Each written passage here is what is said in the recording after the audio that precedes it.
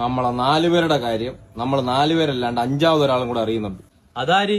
ഇപ്പൊ ഒരു കാര്യം കാണിച്ചു തരാം. ആശിർ, നമുക്കിന്ന് ബീച്ചിൽ പോയാലാ? ഇപ്പൊ കണ്ടോ, നമ്മളൊന്ന് ബീച്ചിൽ പോയിട്ട് വരാം കേട്ടോ. മൈലാഞ്ചി വണ്ണ ഇപ്പൊ അവളെ വിളിച്ചറിയിക്കും നമ്മള് ബീച്ചിലല്ല വയലിലാണ് എത്തിയെന്ന്. കണ്ടോ? ബീച്ചിലല്ല കേട്ടോ വന്നത്, വയലില്ല. പിന്നെ ഇവിടെ 38 മാവുണ്ട്, 48 തെങ്ങുണ്ട്, പിന്നെ 3 പനയുണ്ട് കേട്ടോ. ബാക്കി അപ്ഡേറ്റ് തരാവേ. എല്ലാ അപ്ഡേറ്റ് അവളെ വിളിച്ച് അപ്പം പറഞ്ഞോണ്ടിരിക്കും. പിന്നെ ഇനി നമ്മൾ എങ്ങോട്ടാണ് പോണ?